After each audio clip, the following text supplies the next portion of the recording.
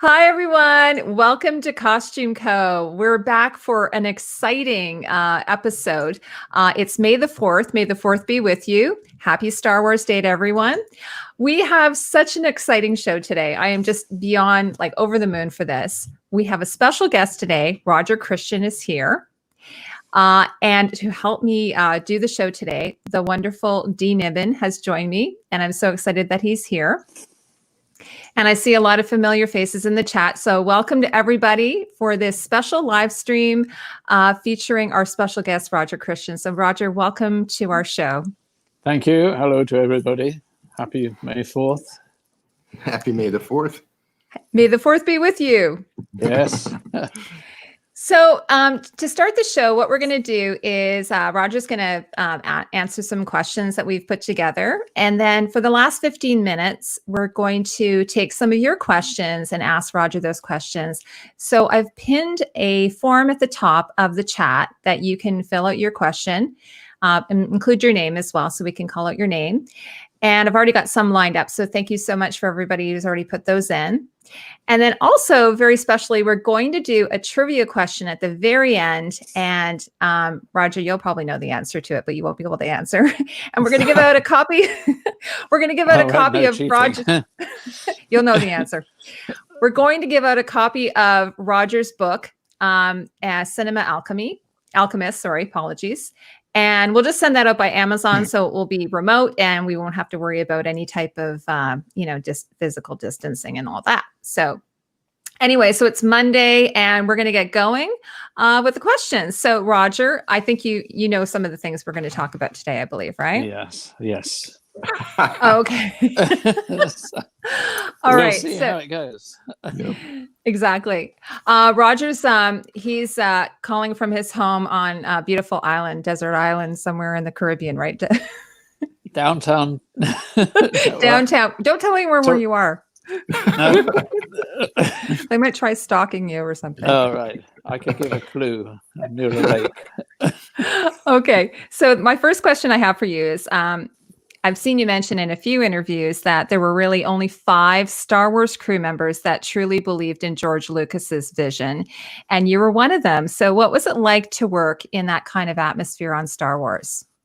Well, we when we signed on, George came to London, and there was only John Barry, the designer, myself and Les Dilley, and Norman Reynolds, who joined us a bit later. We hired a little tiny studios in London, and we worked there for 4 months with George because Fox hadn't financed the movie yet. They hadn't agreed. So George was paying us, and we obviously became very good friends. We were working out how to make this film with very little money. It was, well, having read the script, you realize this was an epic, and we had a tiny budget that most art departments turned down. So we developed a very strong relationship, and I'd always wanted to make a science fiction film like this that was used and old and real for an audience. So here I was working with a kindred spirit. And so when we went into the studios, in fact, 4 months later in January, with very little time before shooting, we were like a very strong unit. And it's common knowledge there was really very little support from 20th Century Fox, only Alan Ladd, and there was the crew. Nobody understood it. Nothing had ever been made like this before, and the crew were very open about it. They thought it was a children's fairy story that would never see the light of day. So we were very bonded, and that's why George has always said this, there were only 5 people, because we stood by his side and got it made, basically, in a pretty hostile atmosphere sometimes with the crew, and a kind of just a disbelief in what we were doing. I'd remember, to sum it up, the first day I made prototypes of all the weapons, the guns, everything, brought them into the studio on the first days we were starting, and the chief property man said, let's have them all laid out so everyone can see what we're doing. And We laid them out on a table. The first AD, they all came down, looked at it. They looked at my first gun, which was a Sterling submachine gun converted to a blaster. He literally threw it at me and said, "This is rubbish. This is a science fiction film we're making for an American." And they all stormed off to get me fired. Wow. So that would sum it up. Oh my gosh! Wow, that's crazy. Insane. Yeah. Yeah. Well, I know you had mentioned that you had at one point I think it was when you were going on to do maybe the Phantom Menace that George had said that you were one of the people who had stood by him. That was, yeah, the first time I was working on another film and I was doing my sound mix in Zoetrope, which was in San Francisco, just above in Berkeley. And they asked me to come up to the ranch to meet Rick McCallum, who'd taken over as a producer for the next prequels. And Rick had a talk with me. We sorted some things out. And then he said, "Come on, George wants to say hello." He walked in, and that's when George said it to Rick, that there were only 5 or 6 who stood by his side. And he said Roger was one of them. So I was kind of humbled by that. And really, you know, in the end of the day, it's just who I am and who John Barry was, the designer. We just stuck in and stood by him, and we believed in it. And plus, I grew up with mythology. I grew up with legend. It got me through a terrible period of growing up in England after the war, and a father who'd given me instructions to be a priest, a vicar, or an architect. And that was it. So I had to fight to get where I was. And I think all of that independent kind of spirit matched George's, because he was an independent filmmaker, having made THX and American Graffiti. Yeah, Dee, do you want to ask the next question? Yeah, Roger, you've inspired generations. Your creations have inspired generations of makers and builders and costumers. I was wondering, where do you pull in for inspiration from? Who inspired you, or what inspired you? It's a question I kind of really dug into when I was writing Cinema Alchemist. And I think, you know, I grew up in a world after the war that was very grey and dismal. And I managed to get into art school, which was the only teacher who inspired me was the art master. And I loved independent films. I spent all my time in cinemas in London, where we had about 15 or 16 art cinemas. So Bergman, Visconti, Fellini, Pasolini. My favorite particular, who really inspired me, was Kurosawa. And with a dose of Tarkovsky, who made films for the subconscious. So those two really did, you know, and I just look back at paintings. I would always spend my time in art galleries. And when I think now, I looked at Georges de la Tour, who stood out in amongst the classic Renaissance painters for painting breadcrumbs and dirt and doing a single light kind of atmosphere. So I think all of those came together, and Jean Cocteau and his designer, because they were really pushing the limits. And Michael Powell, a British director who made Black Narcissus, which was an extraordinarily good film, all in a studio when it was set in the Himalayas and nobody knew. And I don't know how he did it at that time, but it was paintings and things. So, and I read voraciously King Arthur and the Vikings, and, you know, all of these stories that became really my kind of education as to how I worked. Your vision of science fiction, I think I heard you say that your idea is that it should look like a car, like an old car in a garage dripping oil. Where did that come from? Because that's a unique vision, and that's like, well, to me, growing up. Go ahead.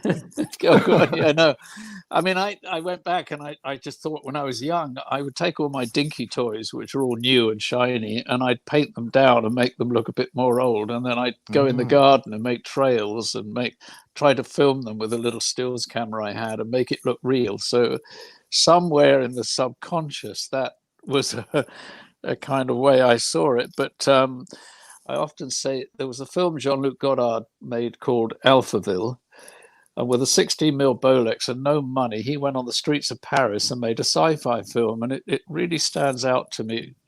To me, it was the first graphic novel filmed, because it's what it was like. But I think those elements of making, and I guess just watching sci-fi movies, I never believed any of them. I just thought, and that was a very strong conversation with George and John Box, that George didn't want anything to stand out, any gun to stand out, any set, any colors, nothing. He wanted it real. This was like heaven to me. This kind of vision matched exactly what I had, that we should not be noticed. It should just be a world that the audience is watching and believes it. Well, Yeah, and mission accomplished. Yes. Mission accomplished. Yeah, now, Roger. Oh, sorry. Now, Roger, speaking of world building and so on, this is like sort of an out of, kind of a little bit out of the range type question, but regarding Star Wars. So to our viewers who don't know, can you tell us what Greeblies are and where did that name originate from?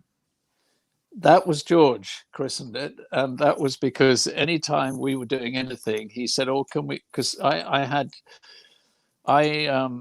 I started, and I didn't have enough money to make any set dressing or weapons or anything, so I had devised that if I could buy airplane scrap, I could make the sets look like an old submarine or a spaceship, which is the Millennium Falcon. So I did, and I was getting in piles of junk, getting my buyer to buy. So my room got filled with pieces that, like a magpie, I would say, "Oh, that looks cool. Oh, that looks good. That'll be interesting." I filled up one room, moved to the next room. I had so much stuff.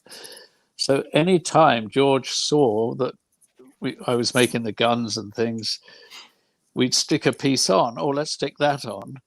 He christened it Greeblies. So on the set, if there was ever a thing, he said, "Could Roger come down and stick a Greebly on something?" So that's where it came from. An inspired name, I think.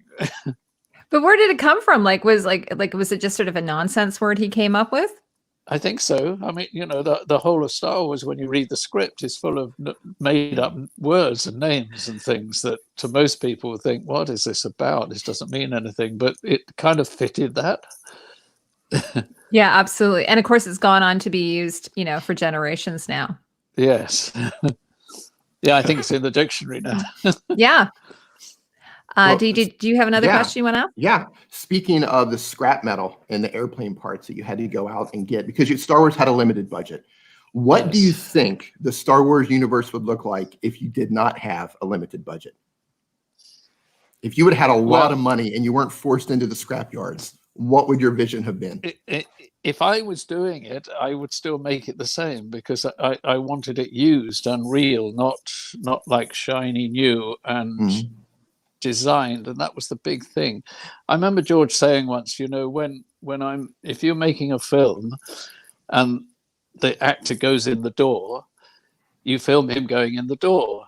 With science fiction in the past, they design and build these huge kind of fancy sets, so then they show the whole thing and then show more of it because they had to show people. So he said, "That's what I don't want to do.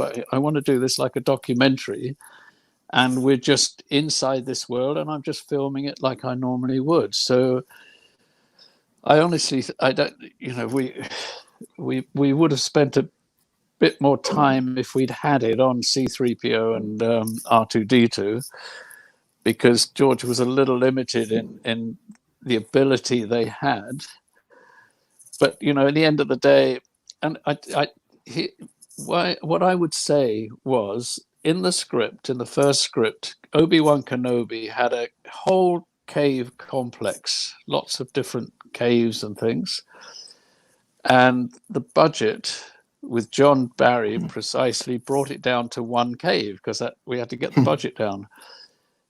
And if you think about it, they're very Buddhist inspired. So he wouldn't have a whole complex. He would have a cave. So in a way, this is serendipity that it made the film, I think, better like this. Yeah, well, it worked out. And I think that's amazing that you would still go back and get the airplane parts, even if you had an unlimited budget on that. That's fascinating. Yeah, but on Phantom Menace, poor Rick McCullum, I started this wretched industry. You know, I did that and I did Alien, got it on that. Then you can't get it anymore in Britain. You have to rent it. They've got every bit of it. It was cheaper for Rick McCullum on Phantom Menace to buy junk from the Arizona airfields where they scrap the planes and fly it over to Tunisia than trying to rent it in London. So, yeah, I wouldn't be able to get it now. That's all you're doing. So how do they deliver? Yeah, how do they deliver that amount of scrap to you, though? I just went round 4 airfields in a little tiny prop plane. They sent me around, and I bought what I wanted, and it came in 16-wheeled trucks, huge articulated trucks. They just backed it into the studios. It shows you. I mean, there's this tale that I've told in the book, but Frank Bruton was the property master, and is a wonderful man and very supportive to me. And he did films for David Lean and Kubrick. He came down because I told him to empty out his prop room. I didn't want shelves for pictures and props and furniture. I just wanted it empty. So he never quite understood what I was doing until this first truck came in with loaded jet engines on the back and pieces of plane and junk and everything, and it backed in. He didn't look at me. He was standing next to me, and he said, "You know, you're mad, boy, don't you?"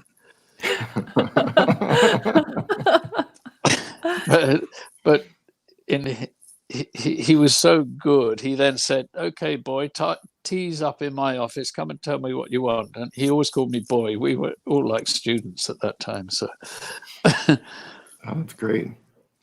You've created some of the most iconic sets in cinema. Do you have a favorite set that you've built? And if so, which I'm guessing you do, what is it about that set that makes it your favorite? I have 2 for Star Wars, which is obviously well, let's say one. The favorite to me was the whole set where the chess game is, because I feel that was so encrusted and alive, and that led to me doing the Nostromo interior on Alien. And on Alien, I feel 100% we got it right. I had to do that whole ship. But I think that was my favorite, that we really struggled to put together with the chess game. But that set was an encrusted kind of, that's how I dreamt it should be, and it came out. Yeah, I was just thinking, Roger, I just rewatched Alien, and, the whole beginning of the movie is your set. Like, it's incredible that you're actually a character. Your work is a character in the film. Yeah, that was built, Michael Seymour, who designed it, they built it between 2 stages. They took the doors down and built this huge snake, and that was designed so that you went in one bit. It wasn't open sets. That was one ship. You went in and you were in. You couldn't get out until you'd gone right through to the other end. And that claustrophobia was what Ridley needed to make Alien work. Again, there was very little money. If you remember, in those opening sequence, there was wind, the air conditioning, blowing some papers on a desk. We were trying to give it a bit of life. That was me with a hairdryer I grabbed from the hairdresser under the desk, because Ridley was saying, "Okay, that looks right," and then we shot it that way. So it was, again, similar kind of... that kind of makes it more fun, though, in some ways. It does for us. You're like full on in there. Yeah. And I was standby art director, which means you're an art director who's on the set the whole 100% of the time. And we got all the sets ready for Ridley, so I went standby because I wanted to learn filmmaking. And I knew Ridley as a friend, so I stayed by the side there. So I have a side question based on what you just said. How the chess scene, the chess set, that was exactly how you dreamt it to be. Is that normal for you, or is it rare to have a vision and be able to perfectly articulate that vision and make it real? How often does that happen? It's a kind of, I mean, any director will tell you, every single one of them, we're magpies. You kind of draw on what's around and what elements and your childhood and everything, and it all mixes together to give you a kind of 100% original idea, but most of it is things that one has seen or builds on. Occasionally some of the great sci-fi artists have original ideas, but even Ralph McQuarrie, I found out later now, because everything he designed for George, for Star Wars, that we built on, he used to work at Boeing. And so, that he knew how a ship would work. And on Alien, we had Ron Cobb. And I could go to Ron Cobb and say, I need a craft that can go out and search. So he'd do it. And he'd have even the engine specified. They'd be Rolls-Royce something number and everything. So these guys kind of build on reality, and then we pluck everything they do and turn it into a vision. Okay. Yeah. And Roger, you have an architecture background, so that sort of probably informed your work as well, I gather. Yeah, I got into art school, did 3 years. I couldn't get in the film industry. I knew nobody. I had no connections, nothing. I kept writing to people, and one of them said that, well, probably the only way in for you is on the drawing board, so go and do architecture. And I was so blindly passionate to get in this industry that I knew nothing about. I applied to Oxford School of Architecture and got in. I don't know how. And I had we have major exams, and I only had one in art, so I had to do A-level economics, which is the advanced exam in a year by post, of course. So I got in, and yes, that helped a lot. Yeah. So in some ways, there's a little bit of serendipity there. Yes. Yeah. It's all, it's destiny. So I'm going to ask you a question. This is kind of getting to the root of what we wanted to talk to you a little bit about today. You've mentioned in other interviews that the weapon that you're most proud of is Luke's lightsaber. Is that true? Yes. Yeah.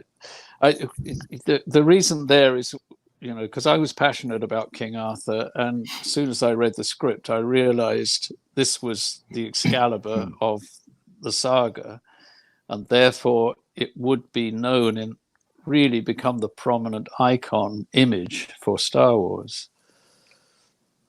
So, besides the lightsaber, can you name what would be your favorite weapon of all time, or your favorite creation of all time, let's say?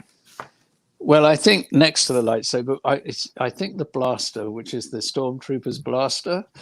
And again, I didn't have the time or the money to go and design the weapons for Star Wars. Not one of them could I make. So I used my idea and I suggested it. I didn't tell George or John Barry. I just went to the gun hire place, took what is a beautiful weapon, the Sterling submachine gun, and stuck some T-strip on the barrel, and stuck in a different clip, a short one, and digging around in the gun hire place, I found these old gun sights that were used in the kind of rangefinder sights that were used in Ireland, and I stuck several of those on the top, and I thought, oh, here you go, this is really cool, and it could fire, so you'd have a smoke and everything coming out of it.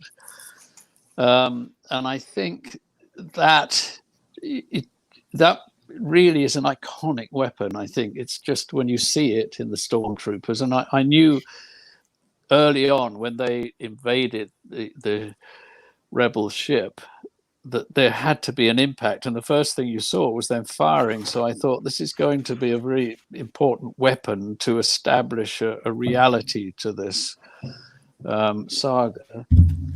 So yep. I think that Han Solo's gun is a very close third or second, but I think the blaster it just seems an iconic weapon to me. Indeed.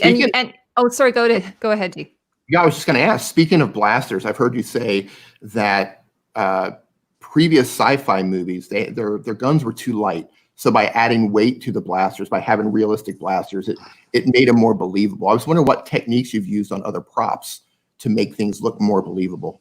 something I always that, use real. I always tried to use real ones, or to make them, that way, because actors with very light things, they try to act, but you can tell, and they're kind of going beep beep, not doing anything. So I wanted them all to have heavy weapons. The lightsaber is quite heavy, actually, with the batteries in the casing and the metal and stuff. So it never looked like a very lightweight sword handle.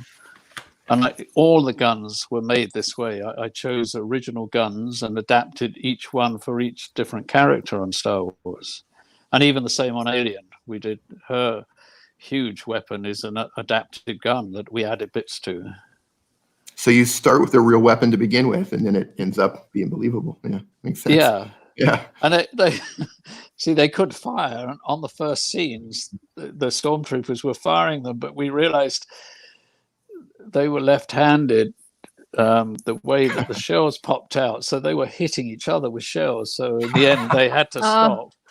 Gary Kurtz said, we'll get in trouble, so we'll have to stop firing them. We'll add the smoke and the blast down later. But they look really cool firing on set. You said actually that you worked on Leia's weapon with George Lucas. Yes. Yeah. So was he handy like that? George is very handy.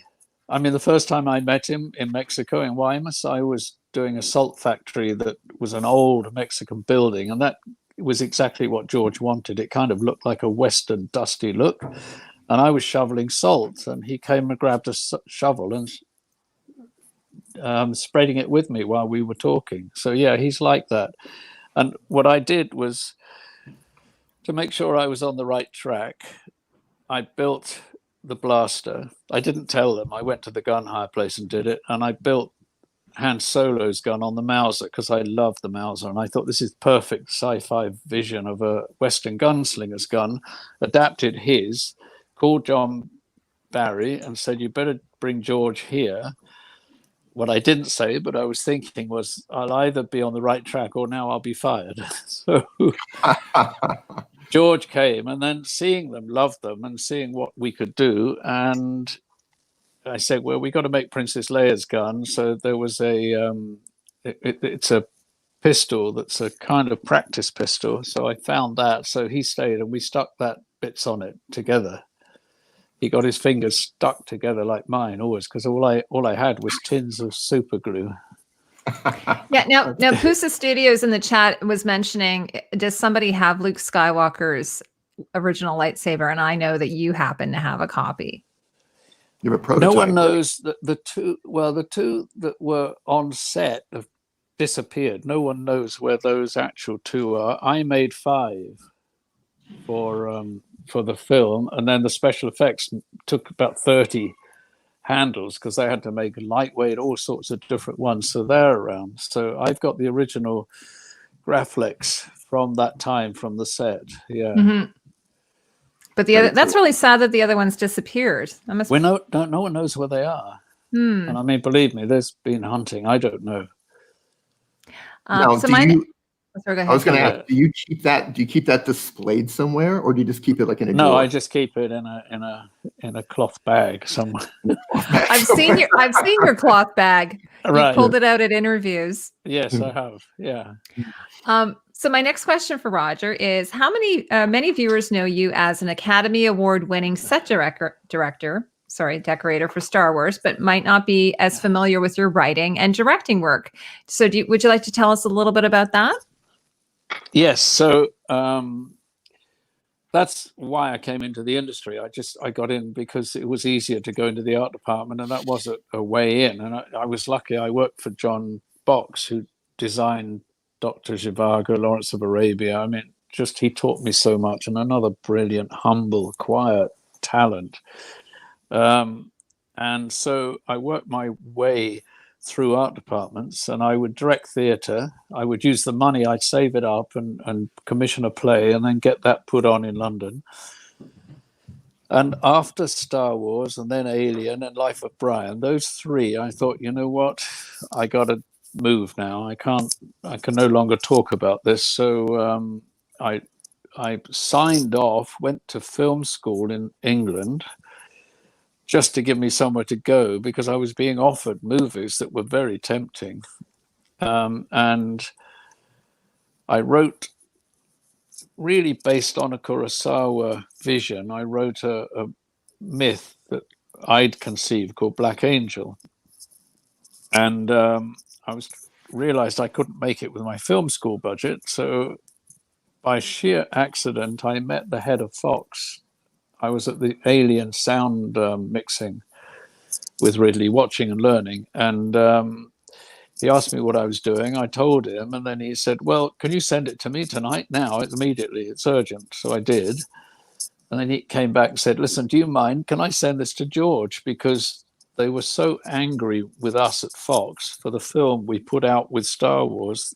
George felt it had alienated the audience.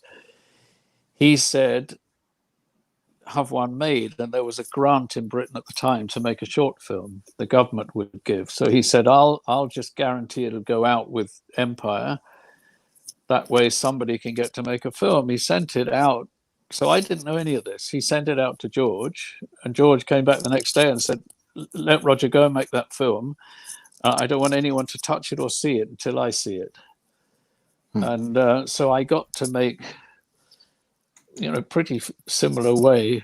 I made Black Angel. The grant was £25,000, and I was trying to do a Kurosawa epic in Scotland, which I knew all of the locations, and so I limited the actors to 4 and kind of created a vision. And that had, I don't know, 400 or 500 prints. It went out with Empire in quite a few different countries and became a kind of classic. I was getting letters from all over the country how I touched them, and I'd done it like a Tarkovsky movie so that it connected to the subconscious, not the conscious level, because I didn't have enough money to do fights and what I would have liked. That negative got lost, and I carried on. I did another short film that won an Academy Award as Best Dramatic Short Film, and got the film The Sender, and went through the usual first director's hell getting it made. And that has become since then a cult classic. I didn't know it's Quentin Tarantino's favorite movie of the year it came out, 1982. He's very public about it. And George Miller, the Mad Max director, loved it. I mean, they were all after it, but it got abandoned by the studios. So I then just kept making films, and Nostradamus is the closest that I wrote the story of and co-wrote with the writers. The closest thing to me doing a kind of ancient epic around a lone hero, really. He was extraordinary, Nostradamus, his life. And I just carried on. And everybody kept bugging me. They wanted to see Black Angel. And I said, I don't know. We don't know where it is. It's lost. The negative was lost. George had lost his copy. Mine got thrown out. I was doing TV commercials for a big company in LA. Mine got thrown out when I was making Nostradamus because they went bankrupt. And out of the blue, I got a call from a Universal Archive who asked me who I was and how I made the film. And then he said, I've got your negative. It got shipped here way back in the 80s. And within a few weeks, there was a Wired magazine article done on Black Angel. And I got a call from David Tanaka in San Francisco saying, we want to restore your movie for you. And I said, well, I'm waiting, when I do another movie, because it's an expensive process. He said, no, it's a gift. We feel your film is such an important, it heavily influenced Excalibur.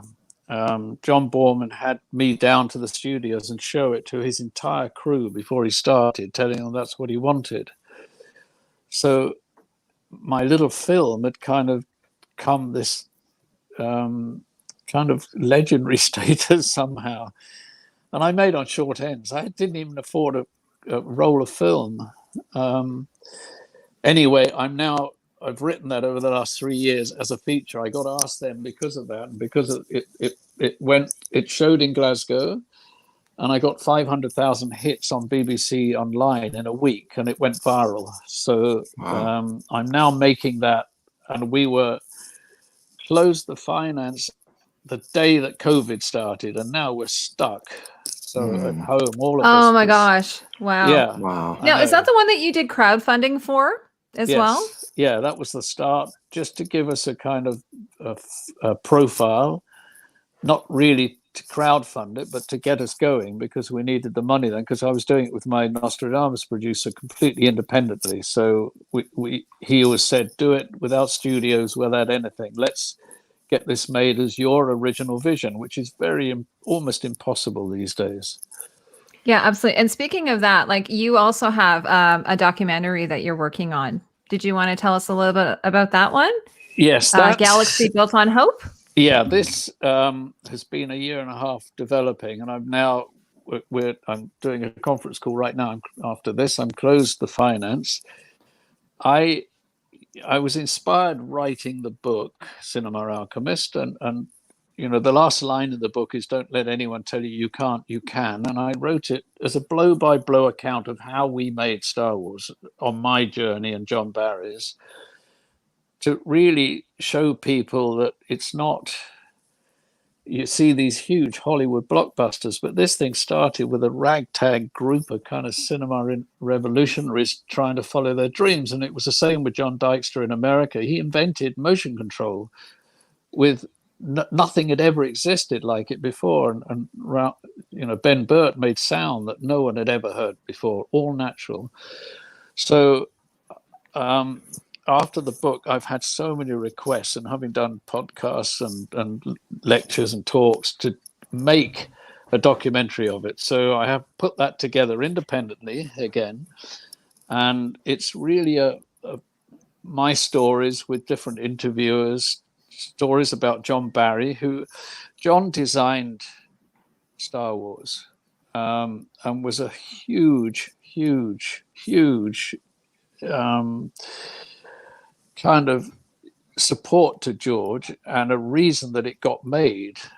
There's nothing on the internet about John. He's just got forgotten, and he sadly died of meningitis when he was doing second unit on Empire Strikes Back. So there's no one to champion him. So I'm determined to bring him into the light, and just to show these are very good.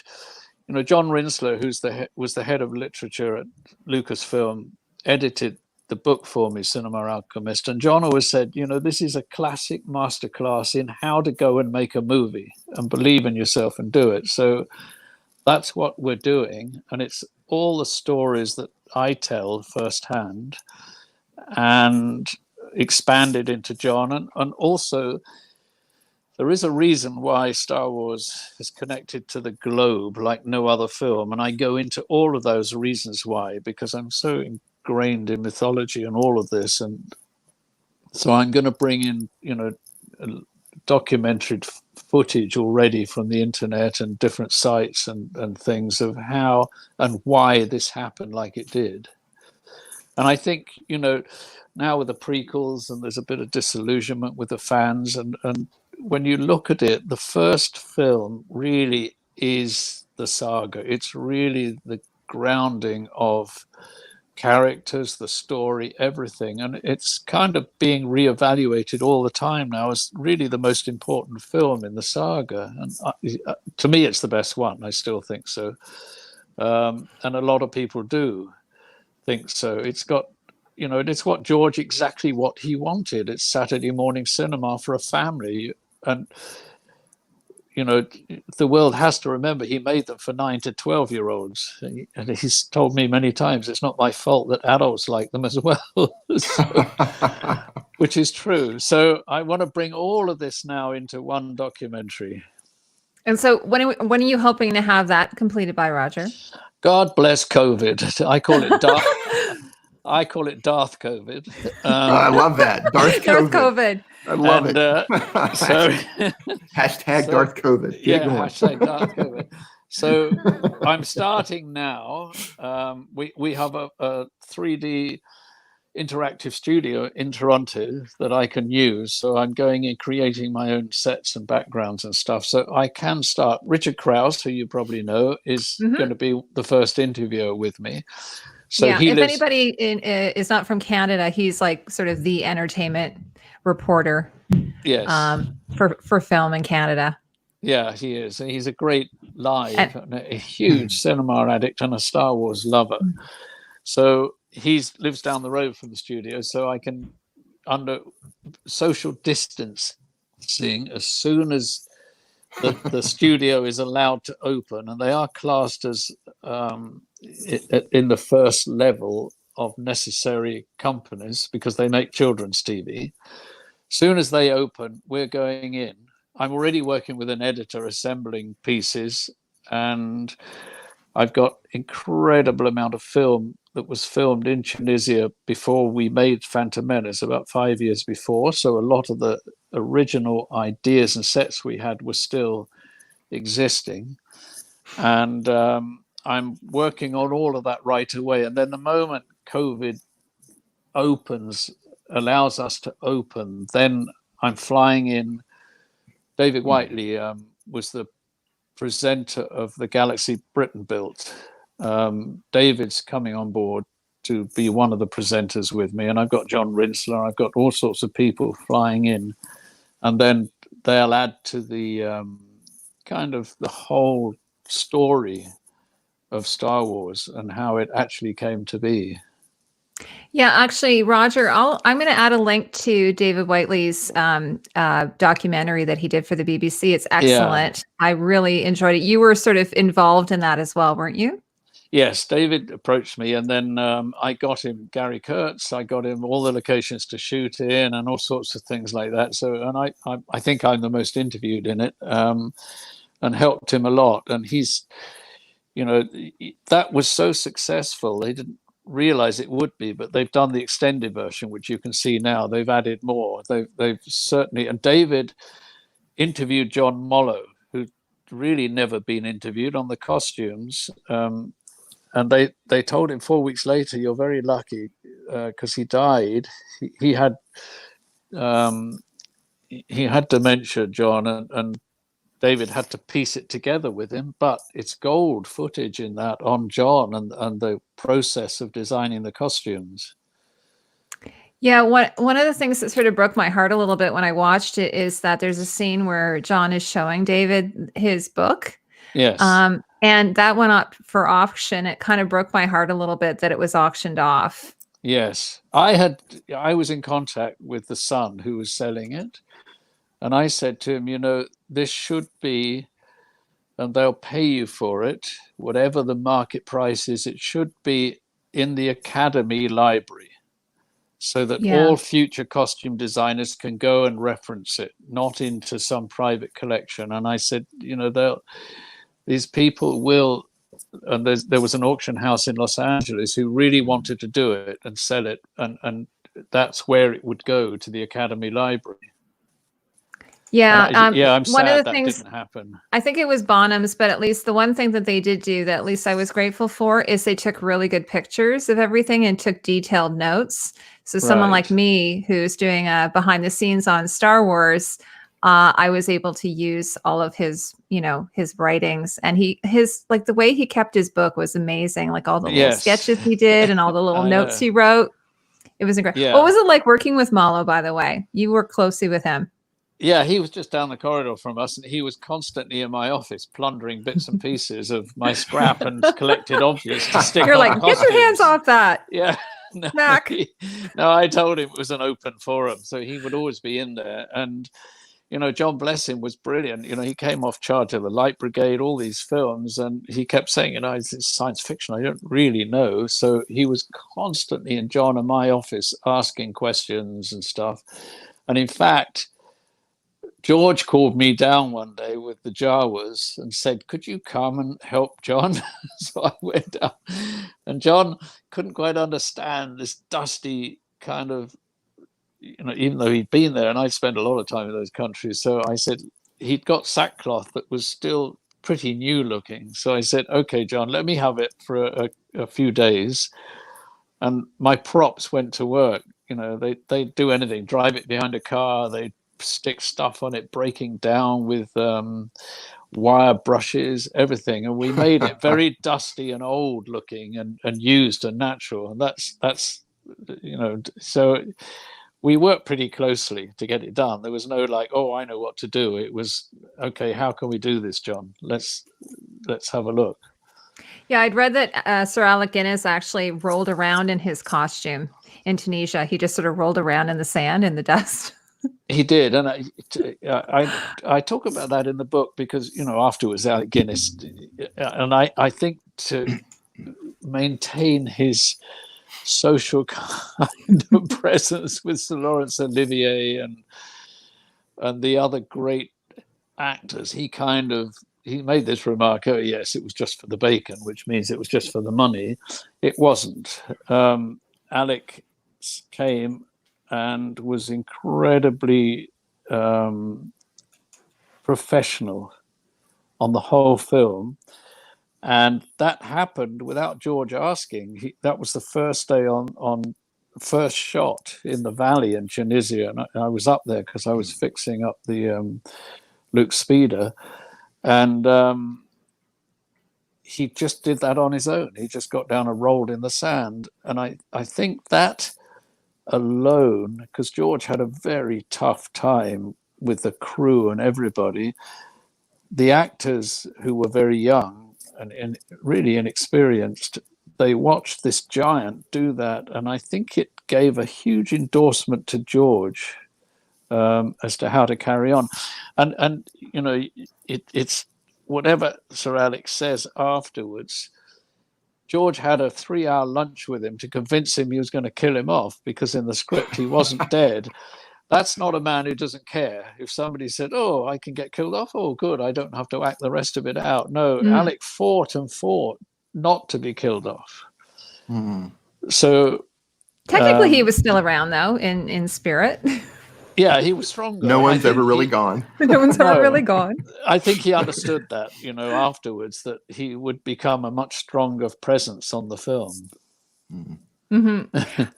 Now we're going to open it up to questions, but I know that Dee has one really great question he wants to ask. I actually have two really quick. Two. Happy Sunday. I love your mug. Nice. Nice. Since you were talking about dirt and dust, and obviously Star Wars is a cowboy Western, I was wondering if you had a chance to see The Mandalorian yet and what you think about it, the sets and the props. That's definitely a cowboy Western. Yeah, I absolutely love it myself. And they've gone back, even using the most modern techniques, because all's filmed in a 3D interactive studios. All the backgrounds are created, everything. But they went back to what we did on the first film, and I think there's a great reverence from Dave, really, for what it was. And I've noticed there are Ralph McQuarrie designs that we hadn't used are being used there, right from the very first Star Wars. Yeah, I think the fans picked up on that. Yeah, it feels like an old Star Wars movie. It does, and that they should put them in charge of doing all the prequels and the new films, the two of them, because they're getting it. They're doing exactly what George's vision is, and you know, you can't take this away from George. However people feel about prequels and sequels and all of this, George created this universe. Well, I think that's Jon Favreau, and I think actually George did visit his set. No, yeah, he's on there. Jon Favreau is, you know, he's brilliant, and also Dave. I'm just going to bring my baby Yoda out, by the way. Oh, no, this is. I call him my coworker. Yeah, I don't think Disney realized what they had in their hands, because there was no publicity, and there was none of those available for Christmas. They would I don't want to tell you where I got that one from. Oh, okay. I know we were so upset. We're like, where are the baby Yodas? I know. Yeah. So what about your other question, Dee? My last question, and I have to ask, and you've probably been asking a million times, but since you were there and since you made the weapon, who shot first, Han or Greedo? No, Han shot first. Han shot first. Yes, we Boom, have verification. I had to set up the table where the fire went through, show where the effects had to put their explosion and everything. So he did. I understand, George. Shot first. You know, it was for 9 or 10, 12-year-old children, so he didn't want. But I've always said Hans is a gunslinger, a gambler. He's big heart, and he was saving his own life. He was protecting himself, and I think that's perfectly standard for a gunslinger. Yeah, and he There has you a go. wonderful arc. It's not like he, Yes. he has a wonderful arc throughout the three Yeah. movies. I think it's gone back now to almost that they look together now. Now, okay, so we have a Thank lot you of for that. questions. Right. Yes. Thank you for that. Yes, you've cleared up a lot. Yes.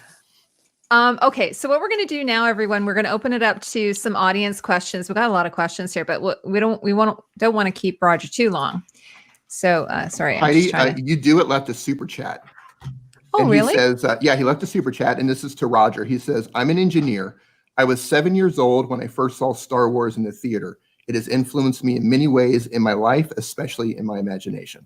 So that was a message that's so to- nice. Oh, thank you Yeah. so much. Well, these are the people I'm going to try and interview as well if I get time to, because part of this is the impact. I mean, I know, when you look, Elon Musk, what did he call his rocket? Falcon. Falcon, yeah. Where did that come from? And so all of these people, the influence is huge on big directors, everything. So I want to get all of them, but there's also people everywhere in life. They just change their life literally, and that's the big thing of this documentary. On a personal level, what does that feel like to be part of something that has inspired and given hope to so many people? What does it feel like? I keep a very humble existence. I don't live in this grand manner like many people. So, but what I truly, why I support so much and why I do what I can, I have two very older children. I read fairy stories and legends to them at night. And I have a 6-year-old now who I'm reading to the same stories over and over again. And I think what George did is gave the world something to believe in. And we always had mythology and fairy stories and stuff. And nowadays, really, when you look, especially in America, TV took that over. Now they're watching cartoons and they're watching often violent stuff, but they're watching things that I think it's important because we need these myths and legends. We need what connects to us to help us as human beings and to believe in, something to believe in this day and age. And it's really needed now. Yeah. Okay, so I'm going to, Roger, I don't know how much longer you have with us, but can we ask you some? Oh, okay, we're going to ask you some viewer questions. All right, so the first one I have is from SciFi Costumes Gallery. They've got a website, really, it's amazing, where they just sort of break down all of the movies, sci-fi movies, costumes-wise. Right. It says, any chance of a re-release of Starship Lorca and the Outlaws anytime soon? I've no idea. That film was such a battling. I got to Australia and then there was no money and they didn't bring the money. And then they gave us, instead of the budget, we had nothing. And I pulled it together. It was such a nightmare, this one. We pulled it together. And then the producers who took it over finally bought it out from our producers. And then, I don't know why, I had Tony Banks, who was the Genesis keyboardist, brilliant. He wrote the most brilliant score, and it was a kind of Western inspired because the film was. They took that off and put some uncle of the producer had on music and stuff. So it became a bit of a kind of, I wasn't sure about it, but Yeah, speaking of rock stars, you kind of looked a bit like a rock star when you were younger. Oh. I showed Dee a picture of you, and he thought you looked like the lead singer of Led Zeppelin. Oh, yeah. Really? Like you'd be in Led Zeppelin. Like you'd be in Led Zeppelin. Yeah. See, it was my rebellion at the time. I would be on buses in London and say in Reading, where I lived, and people would shout at me, "Get your hair cut! Go and join the army!" And what's the matter with you? And we would get beaten up all the time. So I think it just stayed. That it kind of was a revolutionary idea against these dark times from before, and very much Victorian influenced. So, okay. So another question I have, it's from Ayum Packmule. He says, "Was there any thought of the Kyber Crystal being used to make any other weapon?" There wasn't with us at that time. I knew that they had, and it was actually never in the script about what was powering it. We just took it that there was, and I've grown up and knowing what crystals are and the power of energy that's inside them. So it's a very natural power source, but there wasn't, not at that time. Yeah, so that's sort of we were talking about retroactive continuity. That was sort of something that they added later for yes the other movies. Okay, so this is a real fun name, Versace garbage bag. This one comes from Reddit. Yeah, He comes from Reddit. Yeah. Are That's there any? perfect. That's like we right. were. It's high fashion. Are Yeah. there any set Easter eggs in the Star Wars films that have gone largely unnoticed? Anything that you know of that we might not have noticed? There was the dice, my dice in the first Millennium Falcon cockpit. That was the first set I got dressed and took George down and showed him. And I said, George, in American Graffiti, your car, and I thought at the time I'd remember it being Harrison Ford's, which I thought was perfect surfable, but I realized after it was Ron Howard's car, had big dice hanging in it. And at that time in the 70s, they were really popular. So I said, George, I think with his character, we should hang a pair of dice in. And he's also a gambler. It's all of that kind of stuff. So George said, oh, great, do it. So I got 6 pairs, he chose the little chrome ones. They hung in. After the first 2 shots, which are in the movie, they got removed. I think the grumpy old DP had them taken out, and they never went back. So then I was on Reddit doing a AMA, and I told the story, and in came an instant message saying, have you seen the Vanity Fair cover for Phantom Menace? And there they were in the cockpit. Wow. And JJ had sent a researcher out for months apparently to find a pair, and he'd put them back, and that scene they were in got cut out. So they weren't in A Force Awakens. And then bang, in they came finally as a big plot point. But no one had noticed them ever. But Did you ever hide anything, like when you were building a set, like something for another movie, or? No, there was. No, I did, which only because I've talked about it. I did. Chris Foss is another brilliant science fiction artist, and Chris was a big influence on me. He painted worlds that were again like real. When I made the robots for the first scene we shot on Star Wars in Tunisia, it was when Uncle Owen buys R2-D2. Mm-hmm. And in the liner, I'd found this piece of airplane scrap, and it reminded me of Chris Foss's work. And he'd done some illustrations for Star Wars up front that were never used. And as a homage to him, I had it painted exactly as if it was a Chris Foss designed robot. Oh, that's great. That's in the lineup. You can see that now. That's awesome. Great. Yeah. Okay, so I'm going to take we have some in the form. We'll just go as long as you guys want to keep Okay. going. Okay, there's a lot. How much greebling is too much greebling? Never enough. That's what I said. Doing the hold in the Millennium Falcon, I would keep ordering more truckloads of aeroplane scrap, and the more you put on, it looks terrible until it gets really encrusted, and then once you've added a bit more, then it works. So I think things like that, there's never enough. You keep adding greeblies until it looks good. Yeah. Yeah. Did you then go on and add in paint or any kind of extra textures after the fact? We oiled it down with wax, the old wax we used to use, and you put that on to give it a much more refined texture. And like on Alien, it all got sprayed into a same kind of military color.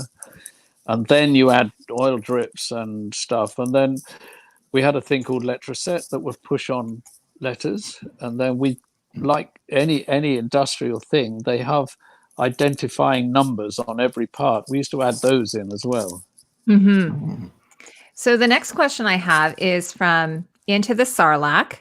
Hello there. Happy May the 4th, they say. My question is, what was your favorite creation from the Star Wars universe and why? That's a great question. Well,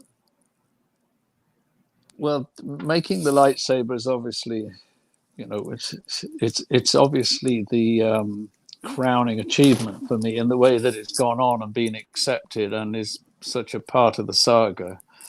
I think has to be that. As soon as I saw these Graflex handles, I recognized I could never design something that perfect for what its function should be, and it had to be mysterious. So I think that really. Roger, you didn't actually, I know you've talked about this in other interviews, but you didn't tell the audience here today how you came about to discovering the lightsaber, the component. Do you want to tell us a little bit about I couldn't find one, I couldn't have one made. There wasn't the time, and I couldn't get, I couldn't imagine what it could be apart from what was, described in the script. And the special effects boys had done some mock-up. They looked like torches, and they were rejected. They looked terrible. So it was only by accident when I was buying the 2 lenses for Luke's binoculars that I asked the owner of the camera store if he had anything kind of interesting, like flash handles or anything I could look at. And he literally pointed me to a row of boxes that had not been opened. I think they were dusty for 10, 15 years. And the first box I opened, I found the Graflex handles, and I'd hit the Holy Grail. As soon as I held it in my hand, I knew here it was, and I knew what to do to adapt it to make it into the weapon of choice. Yeah, and it has a really good weight to it. It's heavy, yeah. It's heavy, yes. Can you just explain what the Graflex is for people who don't know what that is?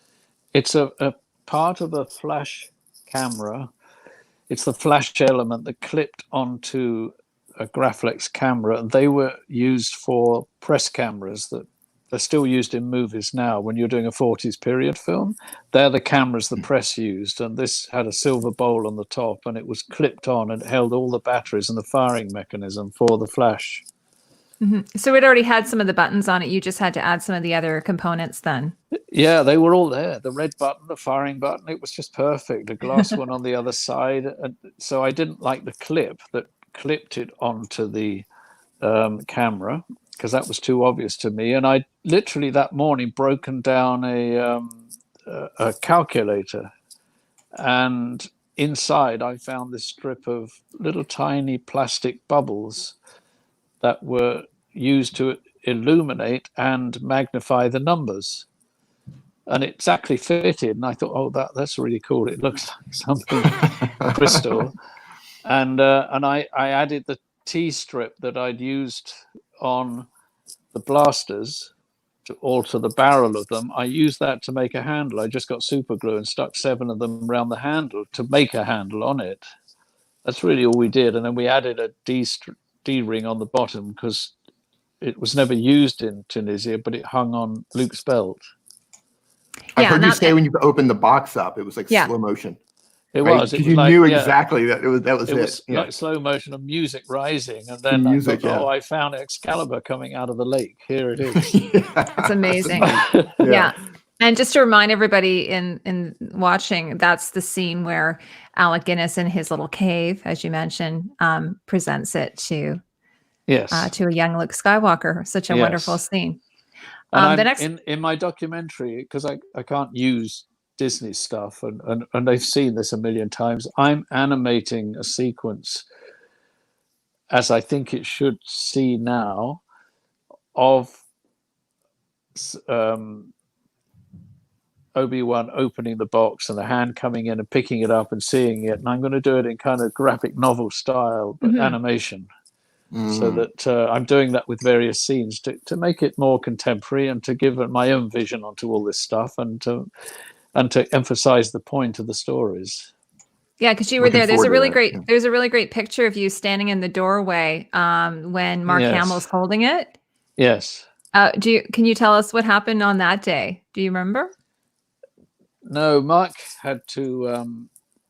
He had to use it, and I had to explain to him because I came up with the idea of putting a wooden dowel on the handle, painting it with blue screen paint, So Mark had to imagine it, and I was explaining, don't hit it too hard because the blade will break, and then we put a little revolving motor in it so that it vibrated. It instead of turning, it just kind of vibrated as it turned. So that picked up a bit of light. It just helped to explain it as a lightsaber, and I think it helped the rotoscopers when they had to follow the movement of it. Well, speaking of lightsaber, I got another question from Samuel J. Mo. He asks, I've always wondered, did the idea of the lightsaber just come from playing with flashlights at night when you were a kid? And is it true that the hum of the lightsaber came from the sound of an old TV tube? That's true. Yes. No, my only reference was Excalibur. That's all I had, and what George had written. And then there's a beautiful painting by Ralph McQuarrie, which was our inspiration. It's different. He did it more like a jousting handle, but that was the inspiration. And yes, Ben Burt was like me finding the lightsaber. His was an entire accident. He was in his home studio, and he had a cathode ray tube television. And when he walked across with a microphone to switch off the tape recorder, it buzzed, and he went, oh, there it is. There's the sound. And he actually added it up in the Zoetrope studios where they worked. They had a very old projector in the cinema, and that made a kind of buzzing kind of machine-like sound, and he added a bit of that into it. That was it. Now, when you were a boy, though, did you play King Arthur, like with Yes. sticks or swords or fake swords? All the time, yeah. There was these two boys that I went to elementary school. They used to pretend to play Star Wars with sticks. Yeah, no, they do. My son does now. Yeah, I did that. So cool. Yeah, Dee I did and that, his yeah. brother, they used to beat each other up. Yeah, before that it was King Arthur and swords. So much fun. Yeah. By the way, just as a side question, do you watch Game of Thrones at all? I watched some of it. I didn't want to watch too much at the time because of making this feature, Black Angel, and I was set in a very similar medieval ancient world. Out of interest, when I showed Black Angel in Glasgow, that was the first time, the restored version, that was the first time it had been seen in 30-something years. We had a Q&A afterwards, and the cinema was full, and a woman stood up and she said, you inspired it all. And I said, I'm sorry. And she said, I was the original producer of Game of Thrones. We filmed it here in Glasgow. Oh, wow. And we lost it to Ireland because we have no studios in Scotland and still don't. And they had a lot of tax incentives. So the producers moved the whole thing to Ireland. So I couldn't really watch it, but then I changed everything back to it. I'm shooting it in Morocco, and I'm doing it in a much more desert, hot world, which suited the action better than as the short was made in Scotland in the kind of same atmosphere as Game of Thrones. It's nice to see that science fiction and fantasy are both being respected now as actual art pieces. Yeah, finally. I mean, in truth, when you go back into 1975, when this started, Star Wars, in Britain, American culture was in the toilet. I mean, no one would have anything to do with America apart from cowboys. And so science fiction was completely dead. There was no box office for it. If I ever spoke to somebody and said, oh, I was reading Dune, the one comment that used to come out, oh, it's not Shakespeare, is it, dear? That was the common. Yeah. That's how everything was judged in that time, and that's partly why the film had such a tough time getting out. That no science fiction film had done anything box office wise. So, yeah, now fantasy. You can't get better than Lord of the Rings that Peter Jackson's done, and that Avatar that James Cameron have done. These are outstanding cinema changes in cinema. So yeah, finally it's become and I think also America ran out of bad guys. So here we can do science fiction. We can have lots of really cool bad guys. I'm just going to do a few more questions from the chat. Okay. This one you've already kind of touched on already from Gwen. She asks, how did you make the lightsabers? You know, already talked about that. And do you think Yes. that they could ever be made in real life? Oh, We they may will, have one in for real sure. life now. Yeah, they're Mhm. sure. They're working on it. There will be, for sure. It's such an obvious thing to do. That's incredible. Yeah, they'll get there. I know, like now, like you can just 3D print all these Yes. different things, right? It's pretty crazy, like in I your know. home. Yeah, no, in your home you can. But you would need the crystal in it to you know, where do you get that Yes. from? Well, you have to become a Jedi. Okay, so That takes years of training. It's like being a Exactly. Buddhist. So I've heard. Adam Martin asks, first of all, thank you, Roger. He says, I can't recall ever seeing concept design sketches for the lightsabers. Were they most likely kit bashed, or were you working from sketches? And if so, how close did the final products get to the concept? So we sort of touched on that.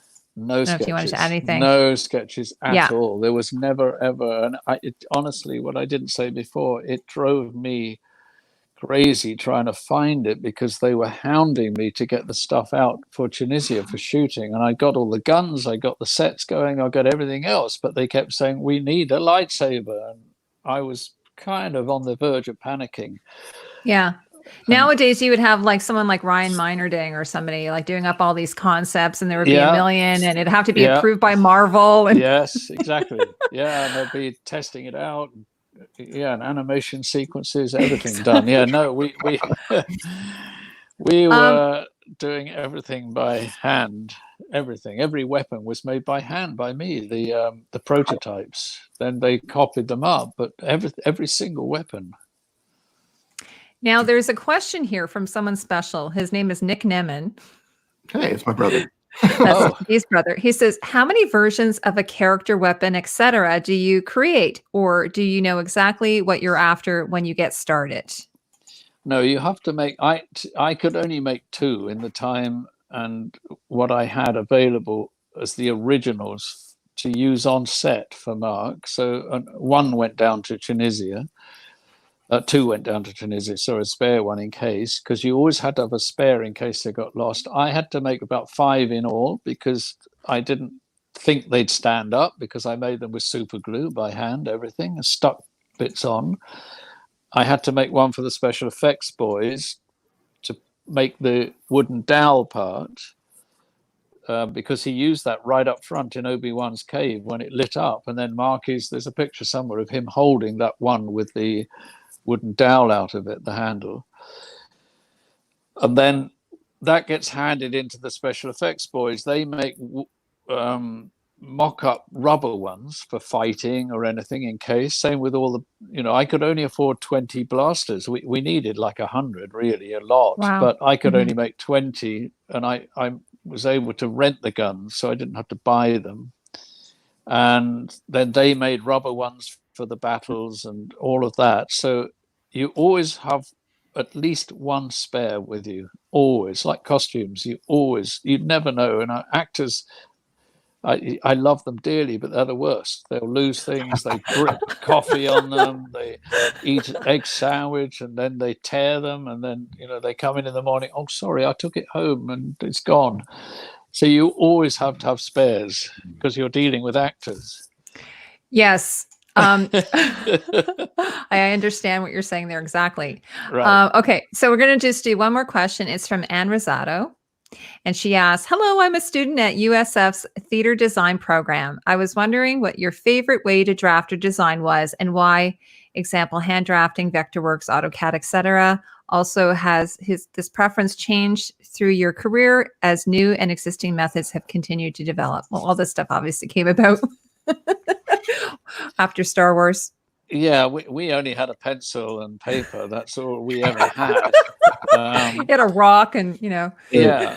And I mean, it's a story Paul Bateman's going to tell in the documentary, but Ralph didn't know what a matte painting was, but they needed him to do one. So he did it on his shower glass door handle, or door, sorry.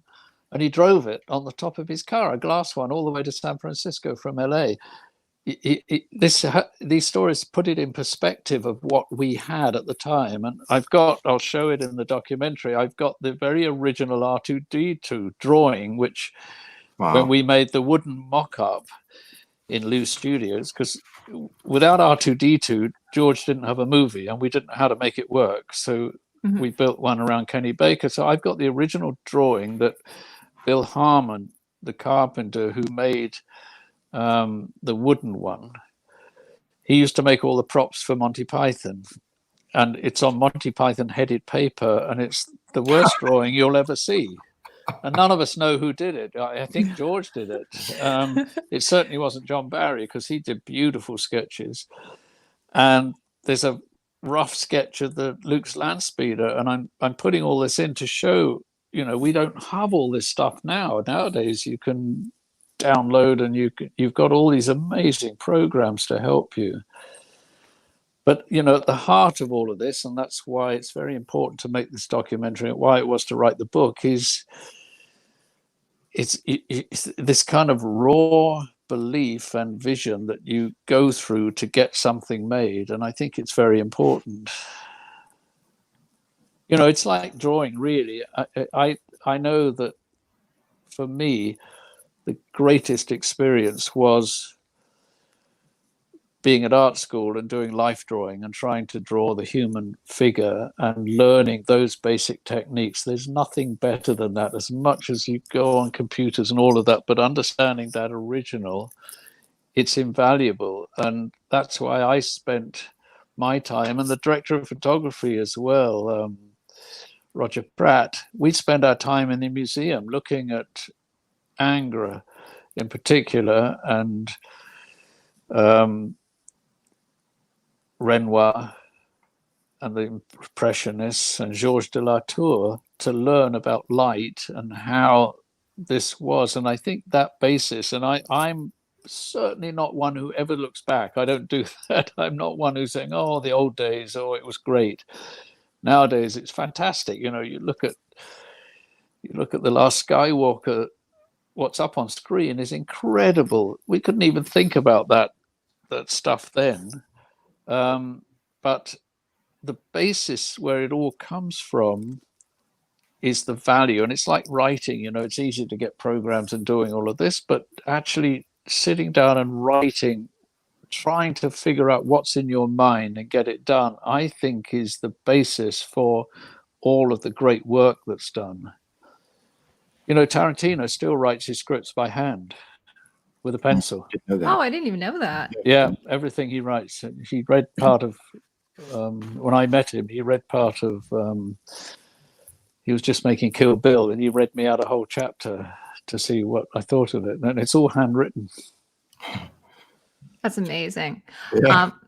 Speaking of your book, Cinema Alchemist, which is your documentary will be based upon, and I'm really excited about that. We're going to give away a copy of that to one lucky viewer today, and it will be sent out by Amazon. So no, we don't need to worry about hand-to-hand contact, that kind of thing. They deliver anywhere across the world. We're not affiliate, by the way, of Amazon. I don't think they need affiliates. No, I do it like that now. When people want it, I just say it's easier for me on Amazon, because you exactly they deliver it. Yeah. So Rebecca, she's my moderator in the chat. She's going to keep an eye out for the correct answer. But so here's the trivia question. Okay, just drum roll. Roger won an Academy Award for this short film back in 1981. What is it called? And I don't know that you mentioned it in the interview. We touched on it, but I don't think it was actually mentioned. So doesn't anybody know? No, I said the second short film I made won an Academy Award as Best Dramatic Short Film. Yes. So the question again is, Roger won an Academy Award for this short film back in 1981. What is it called? Do we have an answer yet? Not yet. Not yet. Well, we're waiting for that. Oh, okay. Okay. Not Black Angel. No. We're waiting for that. Well, we're waiting for that. I want to ask Sure. Roger, is there any movie, any sci-fi movie where you've watched it and you've thought, this could be so much better, I would love to build that set, or I'd love to build those props to? There's a few. There's a few of those, but it would be disrespectful to go and say, really. Fair enough. I'm just curious. Do you watch The Expanse because it's shot in Toronto? You should go down to their set and visit. No. I'd be interested to think. It reminded me, like, their style is very similar to Alien. They've got that sort of grungy. Yeah, I think you would like it. Yeah, I would. I got to go down to the wardrobe. You should just call them up and say, "Hey, can I come down?" All right. Yes. Check things out. Yeah. The Expanse. No, I don't. I think they're doing some stuff on the cheap there too, because it's shot in Canada, so the budgets probably aren't as big. Yeah, I know. Sad. Hint. Okay, so we've got not Black Angel, not Star Wars. Yes, you have an answer. I just want to check if that's the first one. Pusa Studio says the dollar bottom. I think it's just dollar bottom, but I think that's yeah. So did you want to just tell us a little bit about that? You were just mentioning it earlier. That's the answer to the question. Sure. Yeah. Well, I having made Black Angel, and it was kind of, for me, it was, George loved it, and audiences loved it. The major producers in Britain all kind of condemned me and said, "Oh, it's a visionary film. You know, it's not about drama, is it? And actors and all this." And I thought, "Oh God, what do I have to do?" So I found a story written by James Kennaway, who wrote Tunes of Glory, which won Academy Awards in its day. A beautiful story. He wrote the first thing he'd ever written as a revenge on his school, because he hated it so much, called Dollar Bottom. And it was published, and he got sixpence for it. Which is about 25 cents, but it made him a legitimate writer. And his widow had this story that the producer I was working with found, and he said, "The only thing is, you've got to convince her that you're going to do it as a film." So I went to meet her, and she said, "I've had so many offers to do this on TV, but I like what you're saying and everything," and she gave me the rights to do it. And it's a beautiful story about an 11-year-old boy in Scotland whose ambition is to be the chairman of Lloyd's Insurance Group. So at 11 years old, he decides to open an insurance agency, and he gets a little group. He gets one boy who's an accountant. He gets one who's a fighter, so he's got a bully who can protect them. And he forms one mathematician. And I cast them all, no acting experience whatsoever, but I cast them to type. I had 3 very experienced, very well-known Scottish actors in it to play the masters, and he couldn't get anybody to buy insurance. And so he said, "You know what, there's this fat boy called Knox who's always in trouble. We're going to insure him for sixpence, and he gets 10 shillings if he gets caught." And the board are all against him, saying, "Well, this is stupid. We're going to lose our money." He says, "Watch what happens." And Knox gets caught the next day with a cigarette behind the cricket board and gets punished. And I cut to the tuck shop, and he's eating pies and sweets and all this mound of food. And one of the boys, they're all queuing up saying, "What's going on? Where'd you get this?" And he says, "Oh, insurance." And that's it. The whole school buys insurance. It spreads throughout Scotland. And then the rich boy on the board leaves and starts a stock exchange, buying and selling shares. And then all the masters are buying in the shares. And the bishop then comes and says, "You've got to kill this. Sorry, this is getting out of hand. The whole of Scotland is going crazy." So they bring in a very high-powered lawyer to combat Taylor, who's the lead boy. But he goes to the library and researches everything, and he wins the case because he found a piece of law that he gave instructions to all the schools in Scotland to eat the profits.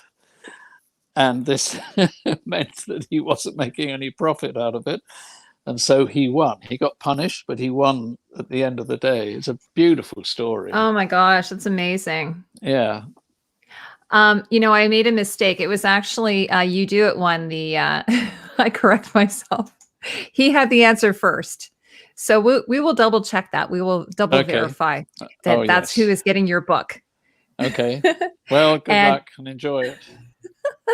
And of course, well, anyway, Roger, I want to just thank you so much for doing this. This has been like just a dream come true for both Dee and I.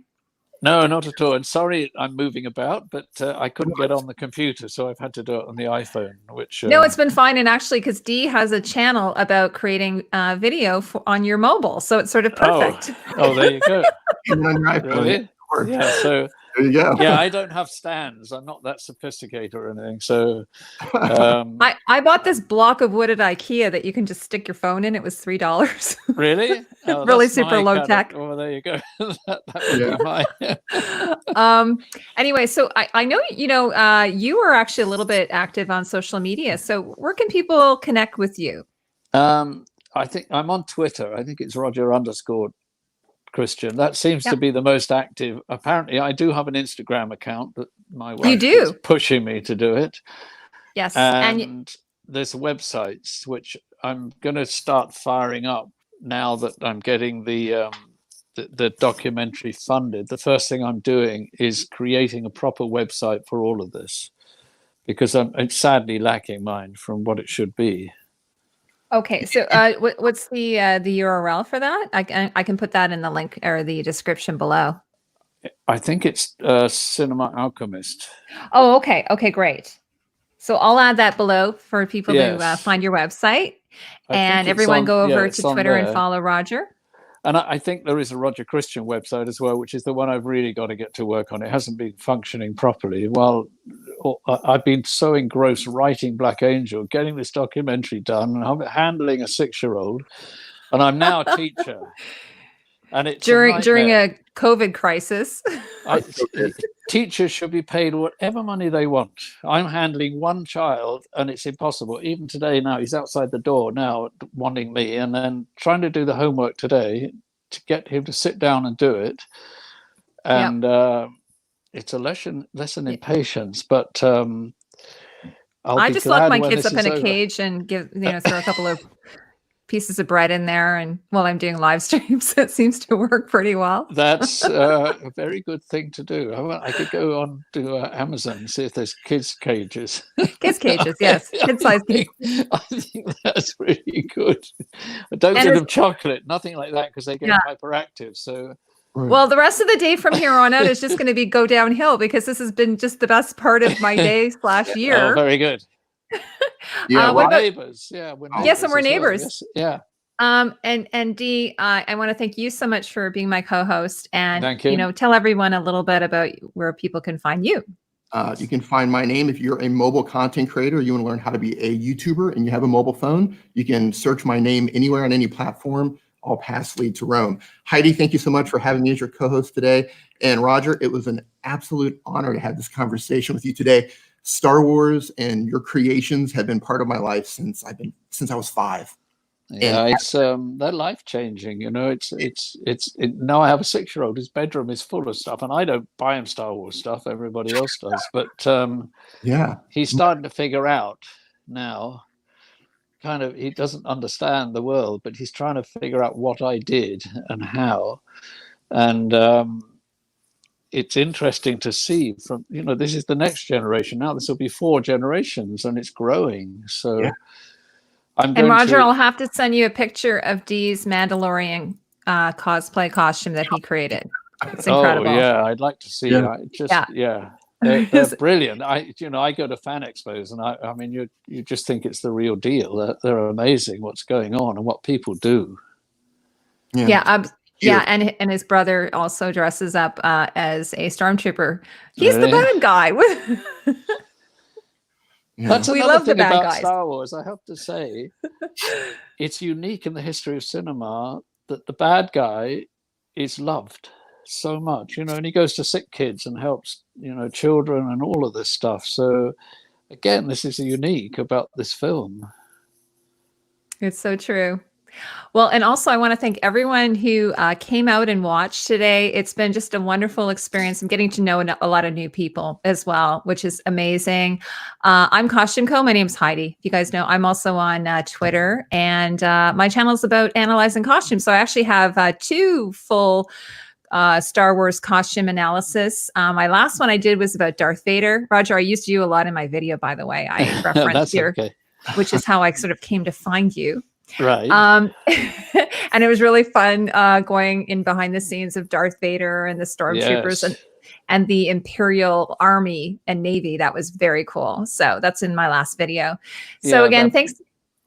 Go that ahead, beautiful. Roger. Sorry. No, that was the first thing we made as well. We had Bill make us some armatures, and Liz Moore, who's a sculptress, who's brilliant. She sculpted 12 C-3PO heads and 1 stormtrooper head, which started it all off. And hers actually was the design almost made it intact through to the film. Yeah, and she would have been one of probably the only women who was in your crew, I would think. There weren't that many, right? No, very few.